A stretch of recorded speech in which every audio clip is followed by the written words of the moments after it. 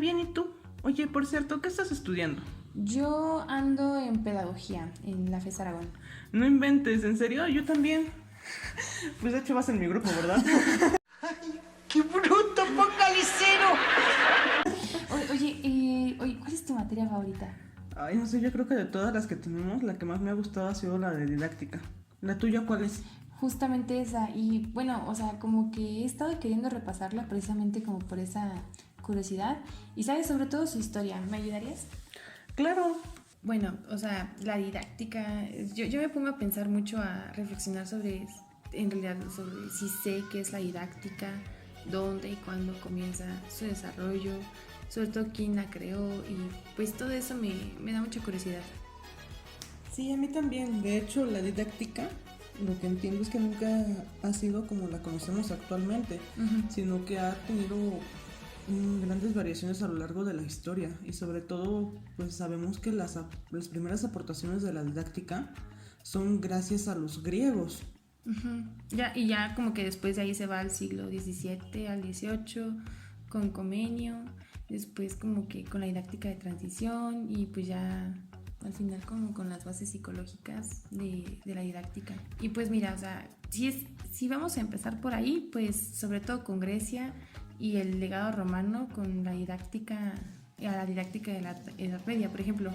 La educación griega pues era cuestión básicamente del crecimiento del ser humano y pues en ámbitos tanto como de un carácter emocional como del intelecto, la moralidad, etcétera.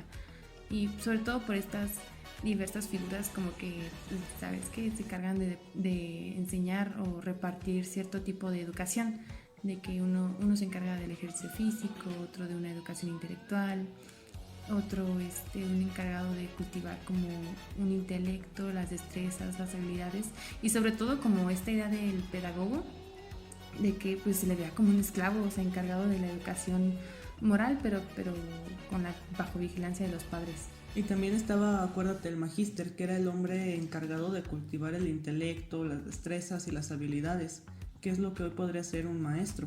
Y aparte de todo esto existían educadores griegos o grandes pensadores como lo son Aristóteles y Platón. Por ejemplo, Aristóteles pensaba que la educación afectaba todo el ser, tanto a lo físico y a la razón. Pero Platón, por otro lado, sentía que la educación era más una cuestión del alma o del espíritu. Y ya, o sea, por ejemplo, en Roma, de que pues la mayoría de los niños romanos pues recibían su educación de sus propios padres, pero pues esta enseñanza era sobre el uso de espadas, montar a caballo y, ¿sabes? Estas cosas para defender un imperio. Sí, de hecho, para todos los romanos la educación era algo muy importante. Optaban por tener a los maestros particulares, que era una educación que les daban en su casa, y solamente estaba el maestro y el alumno. Pero el problema de esto es que era una práctica solamente para las personas con mayores posibilidades económicas, ¿sabes? Ajá, como siempre. Y bueno, también, o sea, en contraparte, este pensamiento de Quintiliano, este pedagogo romano, sobre todo que opinaba de las escuelas, pues que eran mejores que los profesores particulares, porque pues al estar dentro de la misma, pues como que se alentaba o se alienta una competencia entre los niños y pues ya sabes, como que al hacerlo los alumnos mejoraban su rendimiento y pues por esta razón las escuelas, esta idea de las escuelas se está haciendo cada vez más popular. Sí, de hecho, algo muy importante de los romanos fue que implementaron algunos métodos didácticos para el conocimiento. Entre todos estos, pues creo que el más importante siempre ha sido la mayéutica, o el que más se conoce, que es lo que consiste en que el alumno va a descubrir por medio de preguntas los conocimientos y así se va a acercar a algo que ya sabía pero tal vez ignoraba que sabía. Y sobre todo que el objetivo central de este método era lograr que sus oyentes descubrieran la verdad a través de ellos mismos. Ese es de mis métodos más preferidos. Y, por ejemplo, o sea, mira, o sea, de las etapas, o sea, que yo encontré mucha relación con la actualidad, pues es de las etapas de una educación romana, que pues digamos que la primera consiste en una educación primaria, ya sabes, de que cuando comienzan los niños a ser centrados en como en la lectura, en una escritura, en un cálculo pues básico, pero esta es como a la edad de 7 años. ya después creo que seguía la segunda etapa, ¿no? Sí, de hecho la segunda etapa comenzaba más o menos a partir de los 12 a 13 años y en ella ya era cuando implementaban la enseñanza de latín, el griego, la gramática y la literatura. Y de hecho también la última etapa creo que empezaba más o menos por los 16 años, que era ya donde los estudiantes podían especializarse en la retórica. Algo como de lo sencillo a lo complejo dependiendo de tu edad, ¿no? Como lo vemos ahorita. Sí, exactamente.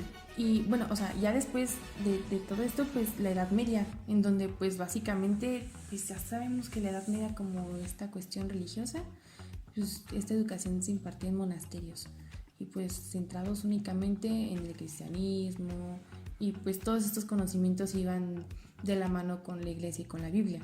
De hecho, durante toda esta época la educación era sobre un método más mecánico, sino que se concentraba en repetir y memorizar todo lo que les daban los maestros. Entonces, muchos de ellos no sabían ni leer ni escribir y aún así se aprendían todos estos conceptos básicos de memoria y pues esto no era suficiente para ellos.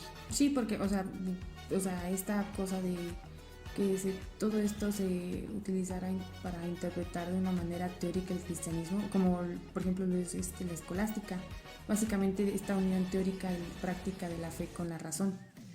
Precisamente, sobre todo la escolástica, se desprendieron 3 modelos de enseñanza.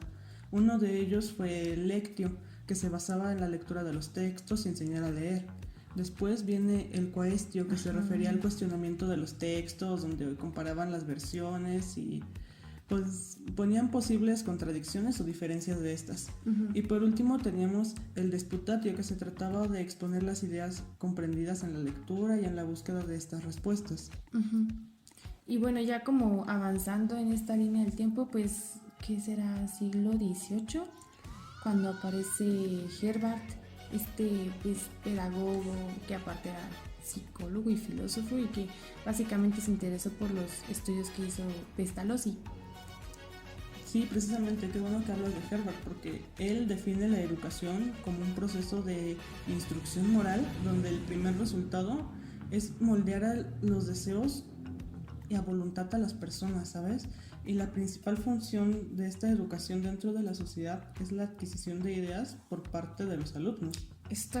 O sea, como adoptarlo como una doctrina, digamos, en este caso pedagógica, como lo que menciona el de una libertad interior, o sea, básicamente que este niño o que el niño se libere de todas las influencias que pueda obtener del exterior y pues que sea un ser autónomo capaz de pues de sacar de su interior estas reglas de conducta y sobre todo los preceptos morales que implica como que la época. Sí, de hecho él lo que busca y en lo que se centra es en formar a las personas, no solamente formar a los ciudadanos, sino que une una educación en la otra. Entonces no separa una educación intelectual de la educación moral y sobre todo recalca que toda educación debe tener un principio psicológico y un fin moral. Para él enfatizaba que la naturaleza de la mente es una y por lo tanto sin esta naturaleza no va a haber educación. Ajá, y sobre todo porque no hacía como que, o sea, destacaba que se podría confundir el interés con el juego, pero, o sea, no fue muy cuidadoso en no confundir esas dos cosas.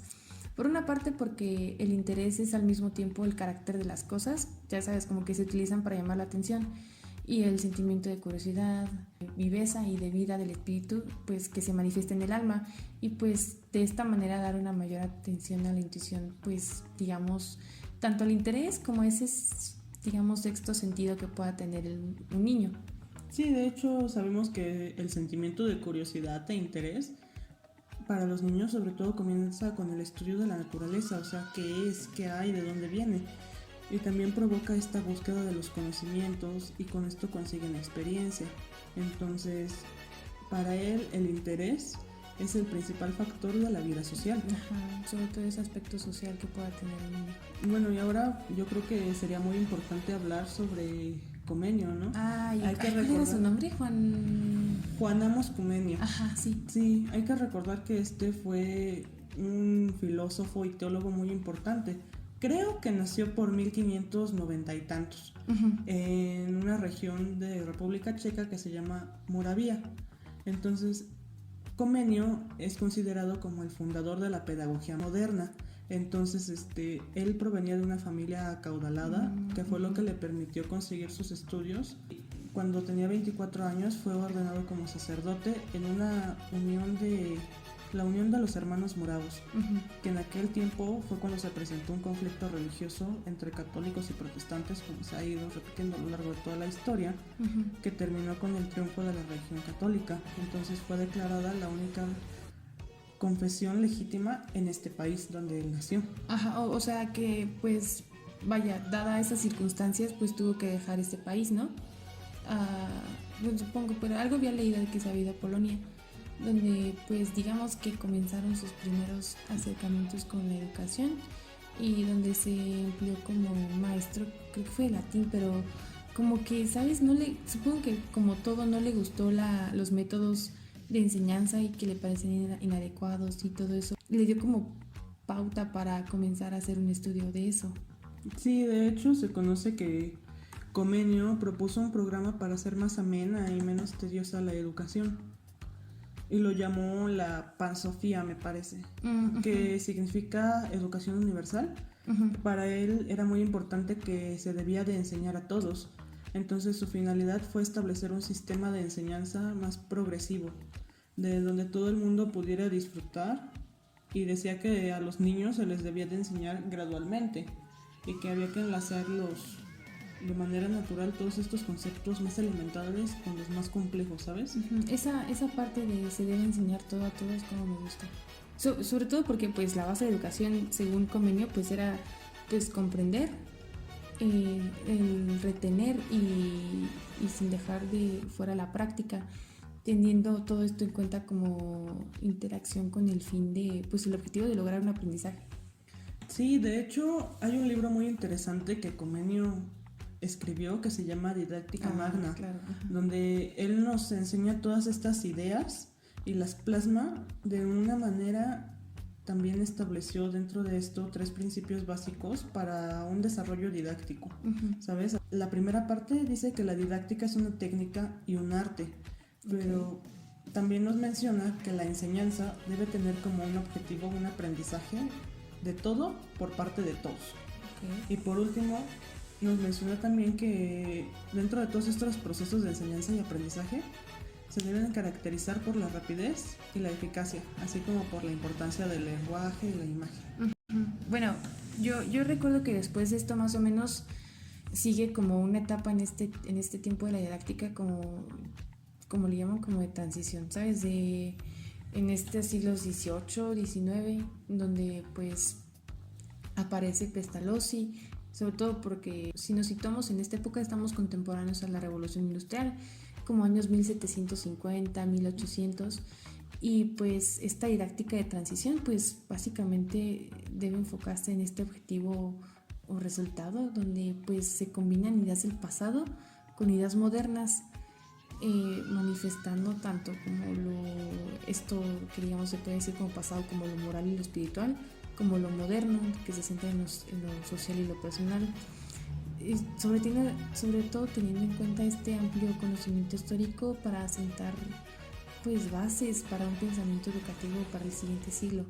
Sí, de hecho qué bueno que mencionaste a Pestalozzi. Él fue considerado como un reformador de la pedagogía tradicional, ya que durante todas estas ideas dirigió su labor hacia una educación popular. ¿Qué decía esto? Bueno, él en sus métodos partía de lo más sencillo a lo más difícil, que iba de la observación, la concienciación y el discurso. Como básicamente como que su finalidad de enseñar pues no consistía en hacer que el niño adquiera conocimientos y aptitudes así burdamente, sino en desarrollar fuerzas de su inteligencia, recordando que pues revolución industrial y tenías que de alguna manera redireccionar tu inteligencia hacia algo que pues en ese tiempo te trajera frutos, sobre todo tomando en cuenta al individuo como digamos una unidad que posee inteligencia como sentimientos y este tema de la moralidad. Sí, de hecho él le dio mucha importancia al desarrollo de los niños. También valoró todas estas actividades espontáneas que hacen y dado a esto puso en práctica también la organización de experiencias y actividades por medio del juego y daba una cierta importancia a las actividades manuales, ya que él decía que servía como un medio para perfeccionar progresivamente el movimiento de la mano y que serviría para sentar las bases de la escritura. Ya recuerdo que casi como, no inmediatamente, pero sí como seguiditos estaba Otto Willmann, o sea, ya como el siglo XIX, ¿sabes? En donde esta didáctica le da como un orden, pero pues definiéndola como una disciplina que investiga tanto el dirigir, el enseñar, como dirigir el aprender, que sea como que en grande y pequeña escala, o sea, de que en un grupo de muchas personas, tanto como en un grupo muy reducido, en su totalidad y en su particularidad. Y esto yo lo relaciono mucho con los temas, o sea, de que como ver algo general y de ahí irte a un tema, un subtema, un subtema y hasta lo más específico. Y también sobre todo esta parte, digamos, social, de que se tiene que considerar como un esfuerzo individual, tanto de pues tú como estudiante o como un niño de sí mismo, como este trabajo colectivo de proyectos, trabajo en equipo. Sí, de hecho, ahorita que mencionaste a Willman, también existe otro, se llama Dilthey, que me parece que fue por los años de 1830 y algo a 1911 que vivió. Fue el que forjó la hermenéutica. Entonces, para él, ¿qué era la hermenéutica, no? Pues era la interpretación de lo que está expresado en símbolos y en particular de los escritos bíblicos.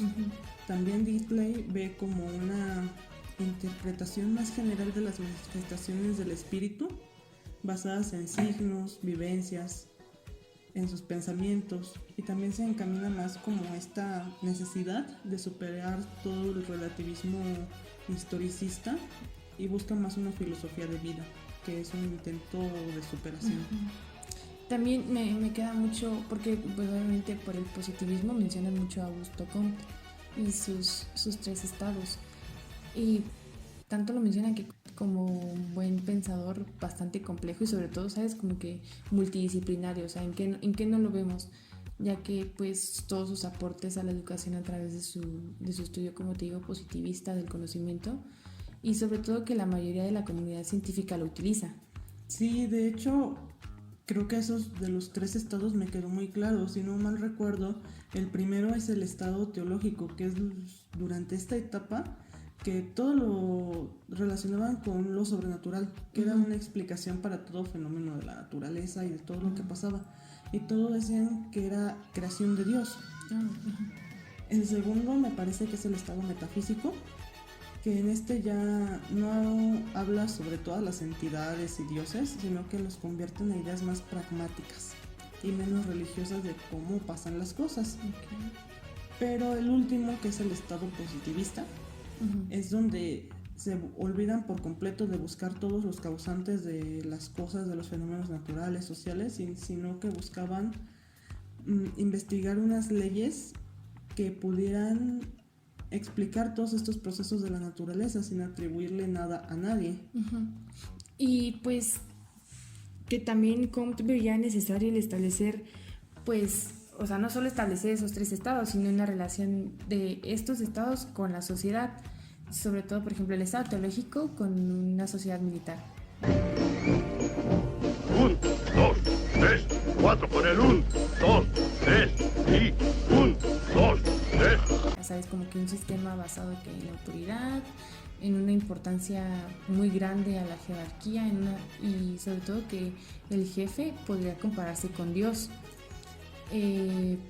El metafísico con estas sociedades legistas donde la autoridad pasa a ser civil, y esta sociedad industrial con el positivismo, donde pues su fin o su objetivo es este máximo desarrollo científico.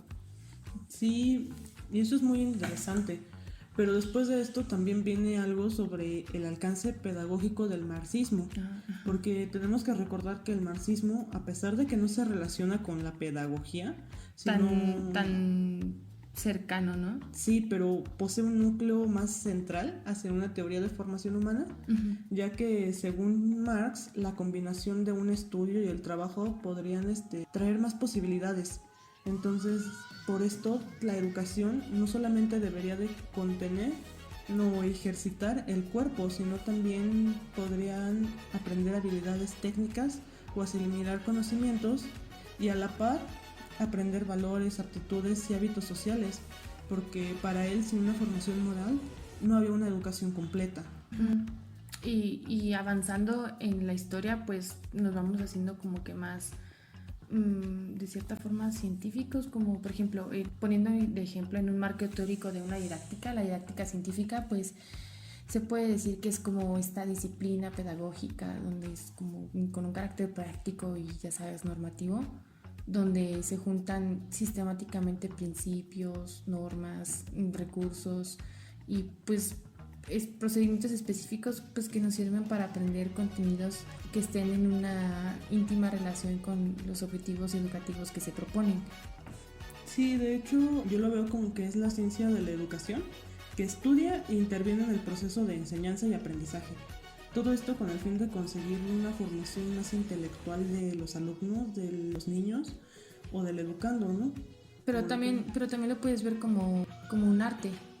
Sí, de hecho también se puede ver como esta cuestión de que la didáctica es el arte de enseñar o direccionar técnicamente el aprendizaje, porque ya es que es la parte de la pedagogía que escribe, explica y fundamenta todos los métodos adecuados y eficaces para conducir al educando a la adquisición de hábitos, técnicas y de una formación más integral. O sea, básicamente la didáctica no se puede definir específicamente o de una sola manera como ciencia o como disciplina, como arte, es como son estas tres cosas. Sí, sabes, todo a lo largo de la historia ha habido todo este problema para definir como tal qué es didáctica y todavía se tiene en duda este cuestionamiento de cómo definirlo. Sí. Y bueno, o sea, también en parte con una relación con la psicología, pues estas bases psicológicas que puede tener la didáctica, sobre todo para entender la conducta, un comportamiento y pues el proceso de aprendizaje que pueda tener cada estudiante.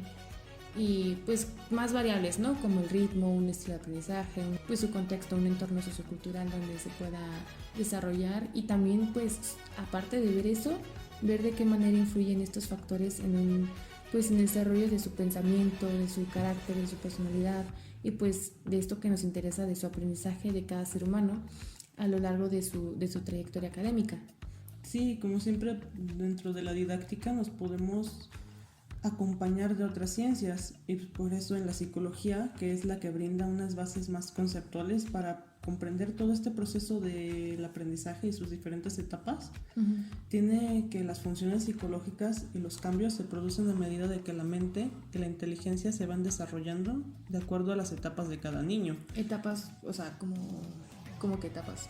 Sí, por ejemplo, el preescolar, ¿no? Que es cuando los niños son más curiosos al medio que les rodea, que sería más o menos la primera etapa. Después viene la primera mitad de la primaria, que es durante esta etapa en la que los niños mejoran todas sus habilidades motoras. O sea, primera etapa y ya después de los 6 años, que por lo menos en México dura 6 años, la segunda mitad sería como de cuarto, quinto y sexto año, donde pues como que se caracteriza esta, ¿sabes? Como yo recuerdo como una indiferencia contra la autoridad, de que se comienzan a rebelar con maestros y con sus papás. Y el futuro es hoy, ¿oíste, viejo? Después esta etapa ya como adolescente, donde es básicamente pasar de la niñez a una etapa adulta. Y pues todo eso es muy fundamental para este proceso de enseñanza y aprendizaje, porque pues se puede entender cómo aprendemos, lo que nos ayudará a nosotros como futuros docentes a poder identificar y actuar ante pues diferentes, digamos, más que dificultades, situaciones, problemas o trastornos de aprendizaje que pueda tener un niño y pues reconocer esas características que al final nos van a ayudar a lograr el fin de pues planificar, seleccionar, implementar las mejores estrategias pues metodológicas y aprovechar los recursos, sobre todo los recursos adecuados que pueda necesitar cada estudiante. Sí, también a su vez el docente también podría destacar todas estas capacidades que posee un estudiante, ¿no? Siendo partícipe o integrándonos en ese proceso cognitivo de los alumnos, ¿no? También asumiendo el rol del facilitador, el guía en todo ese ámbito educativo como social. Ay Dios, pero bueno, ya sabes, ¿no? La didáctica como tema es muy complejo y además bien dicen que nos puede atraer esto mismo y es parte de lo mucho que me gusta esta materia. Sí, tienes razón, pero yo creo que si nos quedamos hablando de la didáctica nos podemos tardar todo el día. Así que, como dijo mi ex, hasta aquí llegamos. Okay.